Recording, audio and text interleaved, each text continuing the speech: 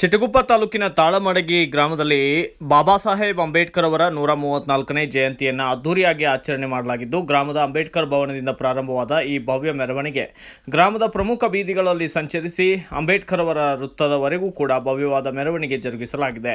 ಚಿಟಗುಪ್ಪ ತಾಲೂಕಿನ ತಾಳಮಡಗಿ ಗ್ರಾಮದಲ್ಲಿ ಬಾಬಾ ಸಾಹೇಬ್ ಅಂಬೇಡ್ಕರ್ ಅವರ 134ನೇ ಜಯಂತಿಯನ್ನು ಅದ್ದೂರಿಯಾಗಿ ಆಚರಣೆ ಮಾಡಲಾಗಿದ್ದು, ಗ್ರಾಮದ ಅಂಬೇಡ್ಕರ್ ಭವನದಿಂದ ಪ್ರಾರಂಭವಾದ ಈ ಭವ್ಯ ಮೆರವಣಿಗೆ ಗ್ರಾಮದ ಪ್ರಮುಖ ಬೀದಿಗಳಲ್ಲಿ ಸಂಚರಿಸಿ ಅಂಬೇಡ್ಕರ್ ಅವರ ವೃತ್ತದವರೆಗೂ ಕೂಡ ಭವ್ಯವಾದ ಮೆರವಣಿಗೆ ಜರುಗಿಸಲಾಗಿದೆ.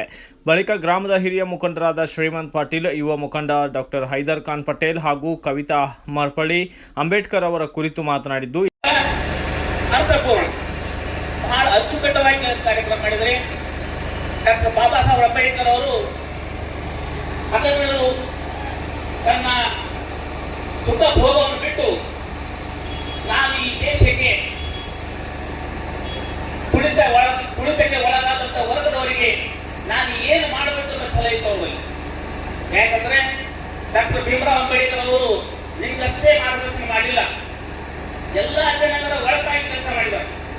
ಅವರನ್ನು ಹಗಲು ಇರುಳು ತನ್ನ ಭೋಗಗಳನ್ನು ಬಿಟ್ಟು ಈ ದೇಶಕ್ಕೆ ಬಹಳಷ್ಟು ದೊಡ್ಡದನ್ನು ಪಡೆದುಕೊಂಡಿದ್ದಾರೆ. ಅಂತಹ ಮಹಾನ ಪುರುಷರ ಕಾರ್ಯಕ್ರಮ ಇದು. ಇಂತಹ ಮಹಾನ್ ಪುರುಷರ ಕಾರ್ಯಕ್ರಮದಲ್ಲಿ ನಾವೆಲ್ಲ ಭಾಗಿಯಾಗಿದ್ದು ನಾವು ಭಾಗ್ಯ. ನಿಮಗೆ ಮಾರ್ಗದರ್ಶ, ಪ್ರೇರಕ ಹಾಗೂ ನಾವು ಬೆಳಗಾದರ ಅವರ ಒಂದು ಗುಣಗಾನ ಮಾಡಿ ಸಂವಿಧಾನದಲ್ಲಿ ಬರೆದಂತ ಎಲ್ಲ ಒಂದು ಕಡ್ಡಾಯವಾಗಿ ಅದನ್ನು ನೆನಪು ಮಾಡ್ಕೊಳ್ಬೇಕು. ನಾವು ನೆನಪು ಮಾಡಿಕೊಂಡು ನಮ್ಮ ಪೀಳಿಗೆಗೆ ಅದರ ಮನದಟ್ಟು ಮಾಡಬೇಕು. ಸಮಾಜದ ಮುಖಂಡರಿಗಾಗಲೇ ಮಾಡಿದಲ್ಲಿ ಒಂದು ಮೂರ್ತಿ ಇಲ್ಲ, ಬಹಳ ಹಿಂದೆ ಆಗಬೇಕಾಗಿತ್ತು.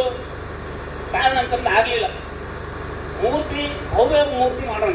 ಮುಂದೆ ಬರುವಂತ ದಿನಗಳಿಗೆ ಒಂದು ಅಂಬೇಡ್ಕರ್ ಜಯಂತಿ ಒಳಗಾಗಿ ಇಲ್ಲಿ ಒಂದು ಭವ್ಯ ಮೂರ್ತಿ ನೀವೆಲ್ಲರೂ ಕೂಡಿ ಮಾಡೋಣ ಅಂತ ಹೇಳಿ ನಿಮ್ಗೆ ಆಶ್ವಾಸನೆ ಮಾಡ್ತಾ ಇದ್ದೀವಿ.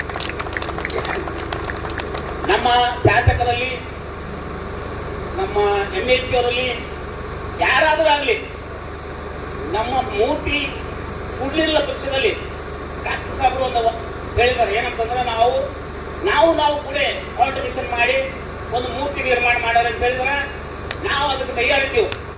ಅದೇ ಅಷ್ಟೇ ನಮ್ಗೆ ಗೊತ್ತು. ಅದ್ರ ಜೊತೆ ಅವ್ರು ಎಷ್ಟು ಕಷ್ಟಪಟ್ಟು ಓದಿದಾರ, ಆ ಕಾಲಕ್ಕೆ ಏನಿತ್ತು, ಈ ಕಾಲಕ್ಕೆ ಇಷ್ಟು ನಿಮ್ಗೆಲ್ಲ ಸೌಲಭ್ಯ ಆದ್ರೆ ನಮಗೆ ನಮ್ಮ ಹುಡುಗರಿಗೆ ಓದ್ಲಕ್ ಆಗ್ತಾ ಇಲ್ಲ.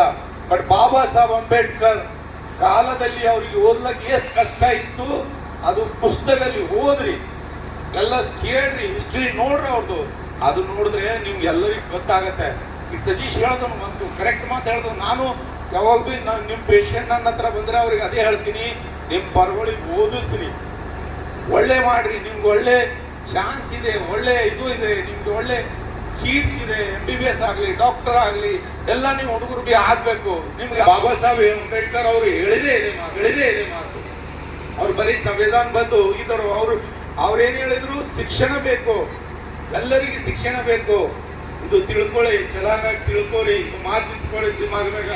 ನಮ್ಮ ಮಕ್ಕಳು, ನಿಮ್ಮ ಮಕ್ಕಳು ಎಲ್ಲ ಹುಷಾರಾಗ್ಬೇಕು, ಓದ್ಬೇಕು. ಸಾಲಿ ಕಳಿಸ್ರಿ, ಅವರಿಗೆ ಸಾಲಿ ಕಳಿಸಿ ಒಂದು ಒಳ್ಳೆ ಬಾಬಾ ಸಾಹೇಬ್ ತೋರಿಸಿ ಹಾದಿ ಮೇಲೆ ಅವರಿಗೆ ಹೇಳ್ಕೊಳ್ಳಿ. ಇವತ್ತಿನ ಮಾಹೋಲ್ ಬಹಳ ಖರಾಬ್ ಇದೆ, ಅದು ಸುಧಾರಿಸ್ಬೇಕು. ಬಾಬಾ ಸಾಹೇಬ್ ಸಂವಿಧಾನ ನಡಿಬೇಕು ಅಂತ ನಂದಿದೆ. ತಕ್ಷಣ ಭೀಮರಾವ್ ಪಾಟೀಲ್ ಅವರಿಗೆ ಹೇಳ್ತೀವಿ, ಹೇಳಿ ಈ ಜಲ್ದಿ ಆಯ್ತು, ಜಲ್ದಿ ಇದು ನಮ್ಮ ಊರಾಗ ಒಂದು ಬಾಬಾ ಸಾಹೇಬ್ ಅಂಬೇಡ್ಕರ್ ಮೂರ್ತಿ ಬೇಕೇ ಬೇಕು. ಮುಂದೆ ಜಯಂತಿ ಏನದ ಇದು ಒಂದು ಇದ್ರ ಸರಿನೇ ಮಾಡೋಣ ಅಂತ ನಾನು ಇದು ಮಾಡ್ತೀನಿ. ಆಗ ಅವ್ರು ಬಿ ಕೊಟ್ಟಿಲ್ಲ ಅಂದ್ರೆ ನಾವು ಮತ್ತು ಶ್ರೀಮಂತಗೌಡರು, ಬಾಬು ಪಾಟೀಲು, ಇಲ್ಲಿ ಎಷ್ಟು ಗಣವನ್ನು ಒತ್ತಿದೆ, ಇವ್ರು ಎಲ್ಲರೂ ಕಲ್ತಿ ನಾವು ಖುದ್ದು ಕೆಸದಿನ ರೊಕ್ಕ ಹಾಕಿ ಒಂದು ಮೂರ್ತಿ ತಂದು ಮುಂದೆ ಜಯಂತಿ ಮಾಡ್ಬೇಕಂತ ನಾವು ಈ ಎಲ್ಲ ಚೀಫ್ ಸಾಮಾಜಿಕವಾಗಿ, ಆರ್ಥಿಕವಾಗಿ, ರಾಜಕೀಯವಾಗಿ, ಧಾರ್ಮಿಕವಾಗಿ ಸ್ವತಂತ್ರವಾಗಿ ಸುಖಕರ ಜೀವನ ನಡೆಸುತ್ತಿದ್ದಾರೆಂದರೆ ಅದಕ್ಕೆ ಡಾಕ್ಟರ್ ಕಾರಣವೇ ಕಾರಣ.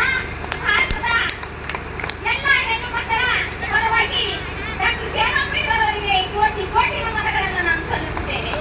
ಡಾಕ್ಟರ್ ಬಾಬಾ ಸಾಹೇಬ್ ಅಂಬೇಡ್ಕರ್ ಅವರು ದಲಿತ ಯುವಕರಲ್ಲಿ ಒಂದೇ ಸಂದೇಶವನ್ನು ನೀಡುತ್ತಾರೆ. ಯುವಕರೇ, ನಾನು ನಿಮ್ಮ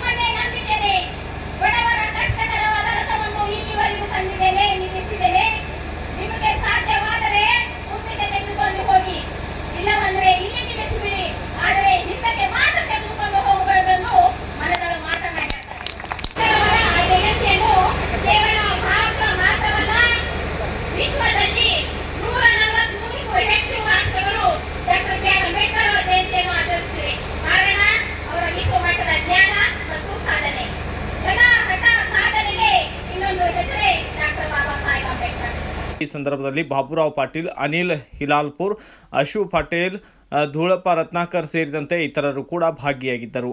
ಬ್ಯೂರೋ ರಿಪೋರ್ಟ್ ಸಜೀಶ್ ಲಂಬುನೋರ್, BV5 news Kannada, Chitaguppa. Thanks for watching Read, Discuss and Debate with editor Dr. Yan Prashant Rao. Wanted reporters in print, digital and visual media for Bharat Vaibhav Daily Newspaper, BV News 5 Channel and BV Fast Web News from all the talukas of Karnataka, Goa and Maharashtra. If interested, send your resume to 9019229369.